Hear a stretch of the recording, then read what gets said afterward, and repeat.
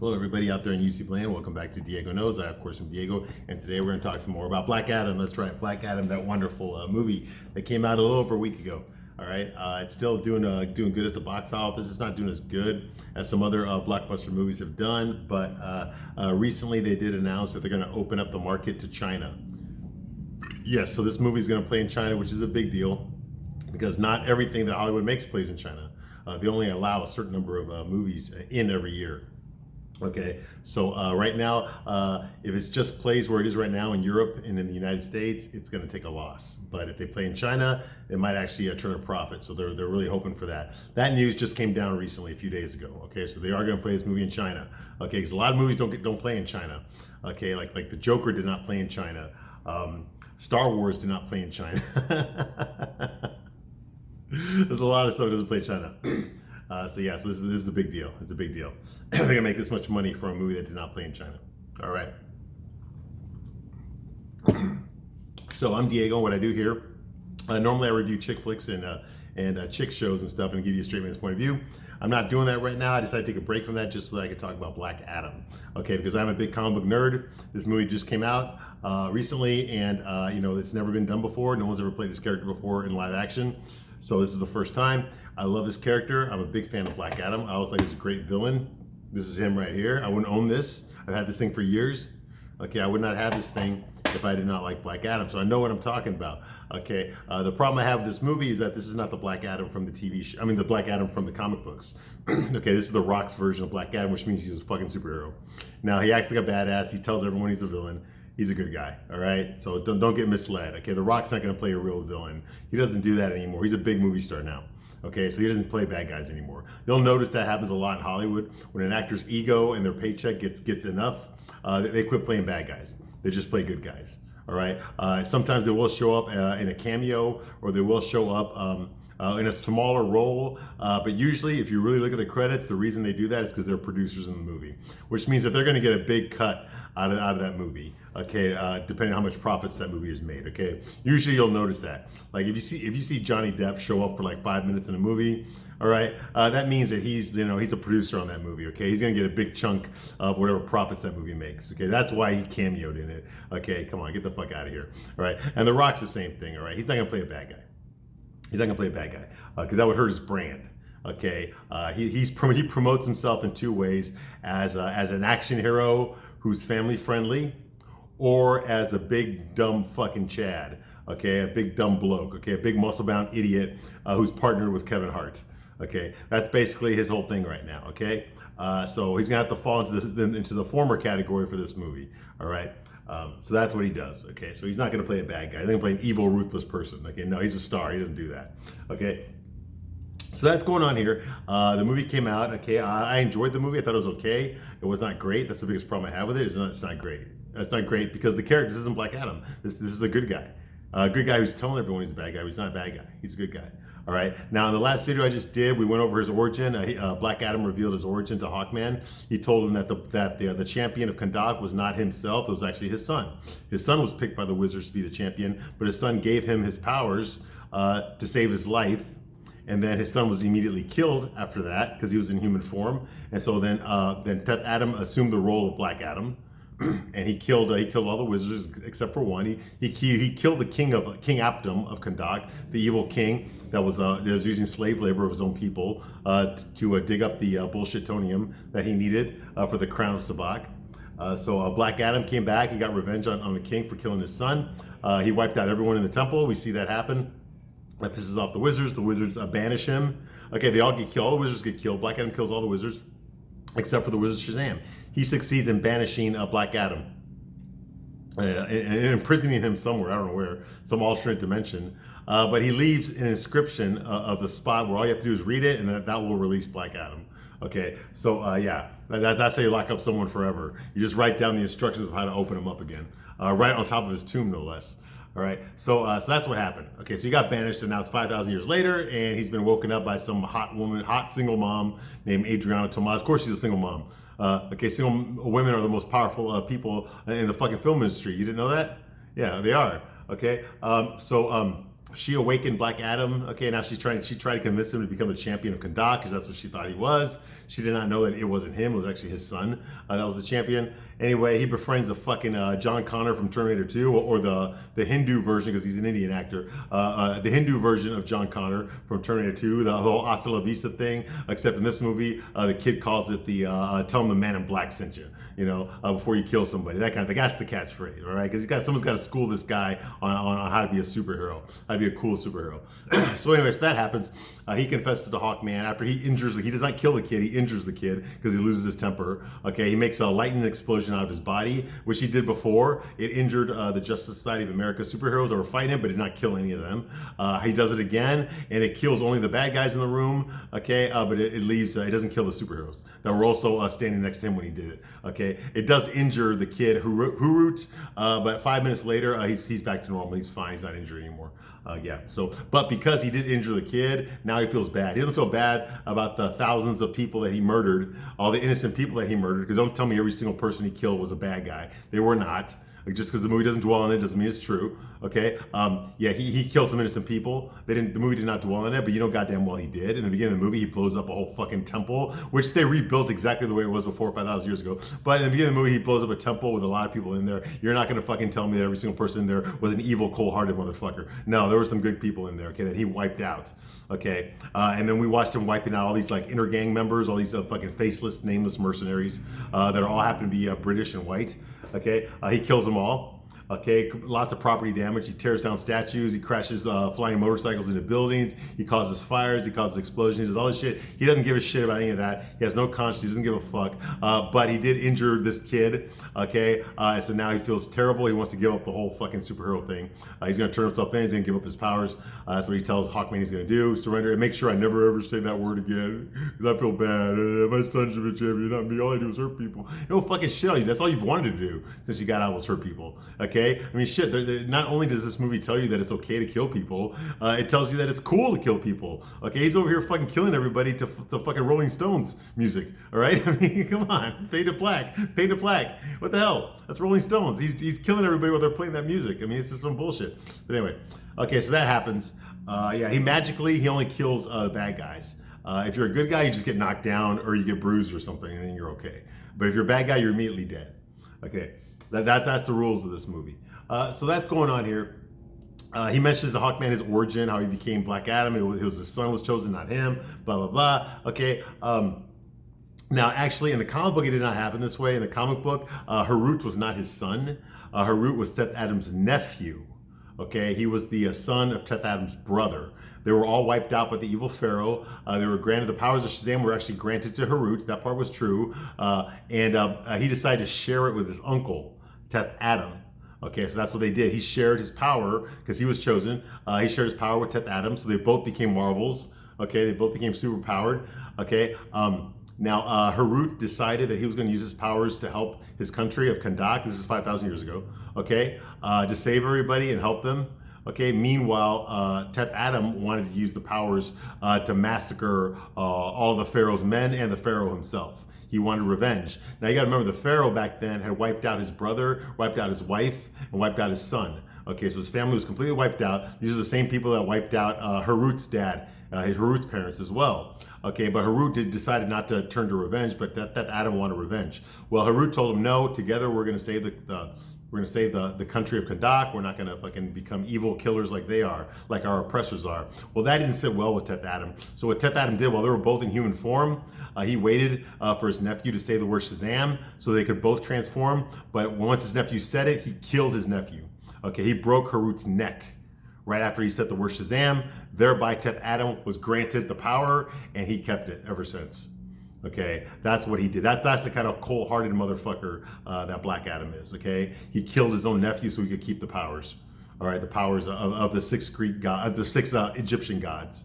Okay, that's who Black Adam really is. This movie doesn't show you that. This movie shows you that he's actually a good guy. He's a good dad. He tries to help out his son, but his son wanted to be a rebel. His son wanted to fucking inspire everyone to revolt. Okay, and therefore that's what got him killed. And so now he decided to take revenge on everybody because his son was. That's not what fucking happened. Okay, in the comic book, he actually killed Harut.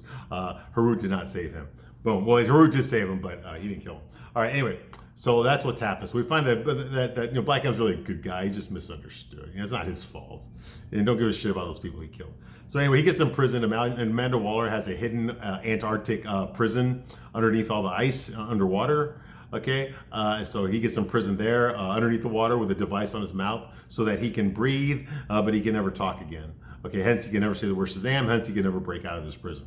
All right, so that's what happens. Now, immediately after that happens, okay, the heroes are all celebrating. The next scene that we get here is we get Atom Smasher, who's been unsuccessfully flirting with Cyclone the entire movie. He's a beta male. He's afraid of girls. He's always fucking hungry. He's eating all the fucking time. He's scared to fight. He's scared of fucking everything. He's a fucking dumbass.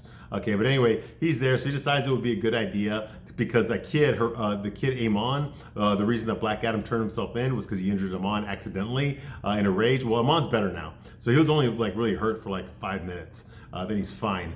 So he's okay now. So because he's such a great warrior, he's the John Connor of the movie. Atom Smasher decides to give him a fucking a red sweater that looks kind of like a cape, like Superman's cape, and gives it to him. And of course, what does this fucking 14-year-old kid do? He wraps it around his neck like a cape, and then he poses in front of the fucking mirror like he's fucking Superman. Okay, and then he makes his fucking Superman poses with the fucking little fucking makeshift cape on because I guess he thinks it's cool. Motherfucker, this kid looks like he's 14. He does not look like he's fucking 6, okay? A 6-year-old does that, not a 14-year-old. This is fucking stupid. But anyway, they just go with it. It's a cool, touching moment. Just to remind everybody that this kid is fucking bright. He's optimistic. He's hopeful. He's courageous. He's a big comic book nerd, which means that nothing's gonna fucking happen to him throughout the entire fucking movie because they would never do that. All right. So that's going on. Okay, yeah, it's cringe all the way around. Meanwhile, Ishmael. Now, Ishmael is the bad guy, okay? He was part of Adriana Tomaz's archaeology team. They were looking for the Crown of Sabbat.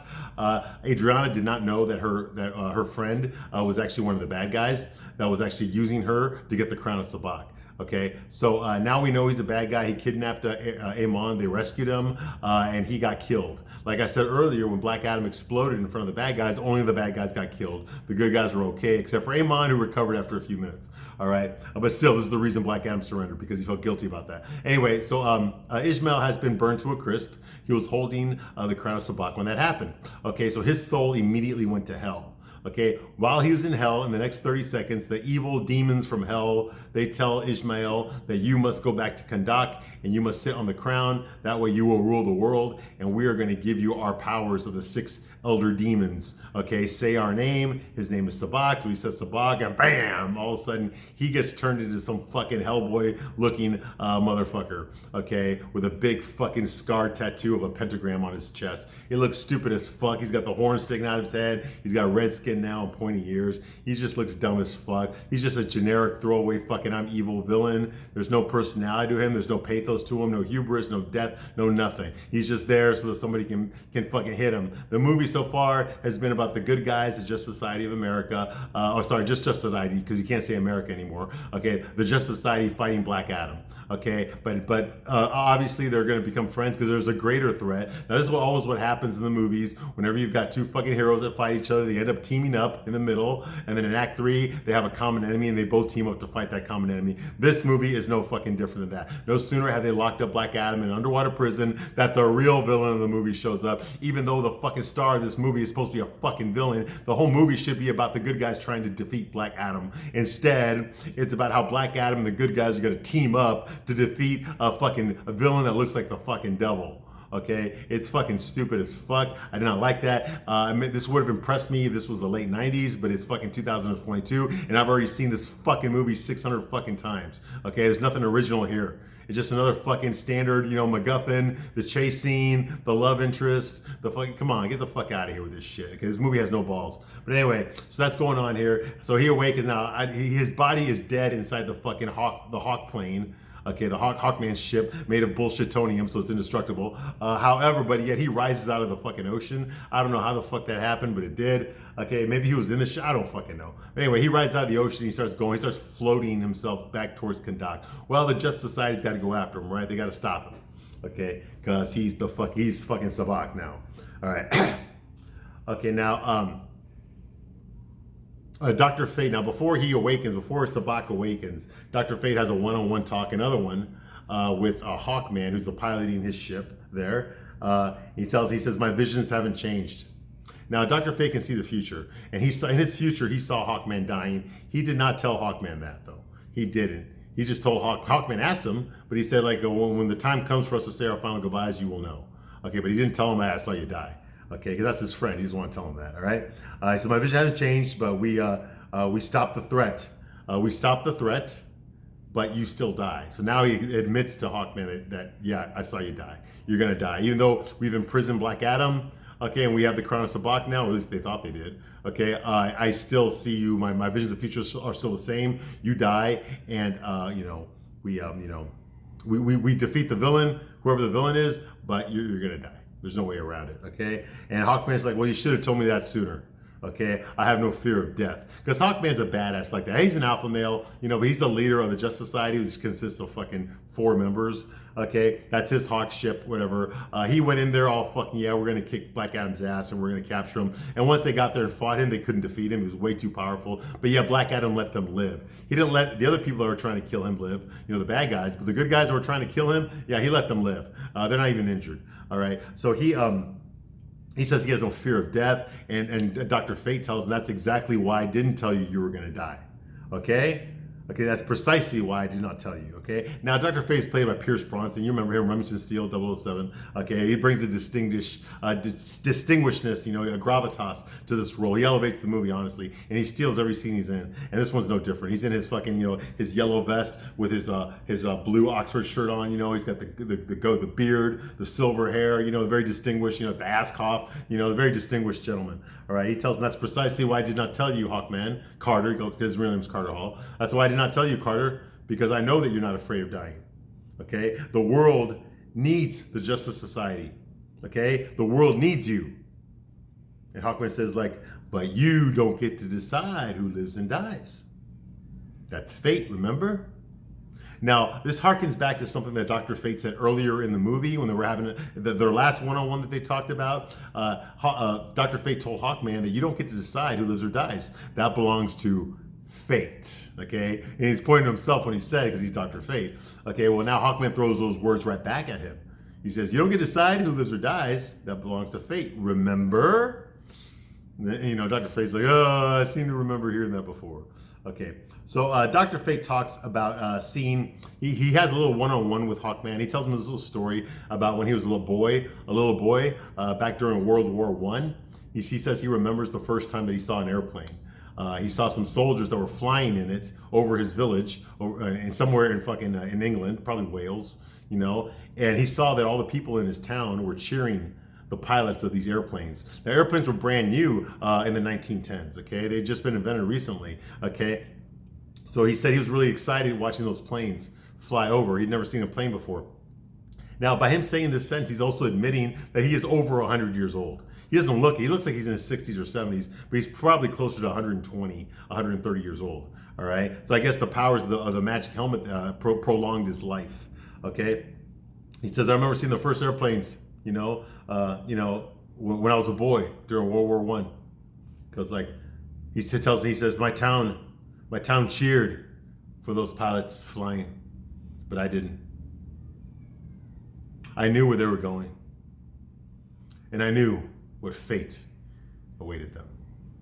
So while the rest of the town was cheering for these pilots flying away to go off to war, Dr. Fate was not cheering. He knew what was going to happen to these guys. He knew these guys were all going to die in battle. Probably shot down by the Red Baron. Okay, airplane warfare was a new thing, but damn it, they perfected it in World War I. Okay, so he said he knew that they were going to die. There was nothing to cheer here for. He knew that this was not a good thing. Okay, and he says, I've lived a long time, Carter. I've seen the world change in ways I never dreamt possible. And maybe I'm just a sentimental old fool. And he puts his hand on Hawkman and says, but I don't want to see another one of my friends die. And then he walks away. So that's kind of heartfelt, So they have a good relationship, Hawkman and Dr. Fate. They have a really good relationship, which they don't have a relationship like this in the comic books, but it's good that they have each other, at least in this movie, They trust each other. Okay, now Adriana, meanwhile, is talking to Cyclone. They're having some science mumbo jumbo. They're trying to fucking they're trying to study the helmet, not the helmet, the crown of Sabak that's made of bullshit tonium. Okay, the inscription on there, she figures out the description is actually in reverse. She thought she read it earlier where it says life is the pathway to death. No fucking shit. It's pretty fucking obvious. But then she realized that some bullshit fucking tribe in some bullshit town, they actually they write their descriptions backwards. So what it really means is death is the path to life, which means that in order for Ishmael to be reborn, he needs to die first, which means that he wanted to die on purpose. So when Black Adam blew up, he wanted Black Adam to kill him so that he could go to hell. That way he can get the powers of the fucking the 6 demons, and then he can come back to Earth as a superhuman being and take over the world. Yeah, well that's what's going on here. So they finally figured it out. Okay, so and that's exactly what happens. Ishmael goes to hell. He sees the demons there, and they tell him, "Say my name. We're gonna give you the powers of the fucking of death, I guess. The powers of the ancient demons of Kandak." And that's what happens. They give him the powers. He says Sabak, and boom, he rises up out of the water, and he starts floating towards Kandak. Okay, and of course the JSA see this, and they realize that holy shit, this guy just got out. Okay, this is what he wanted to die so that he could fucking get his superhuman powers. And the JSA decided to give chase, so they go after him. Okay, they go after him. All right. Okay, so I'm going to stop my review right here. I got some stuff to do, but I will be back shortly. And I will continue my review of Black Adam. I thank you very much for watching as long as you have, and I will see you soon on the next one. Bye.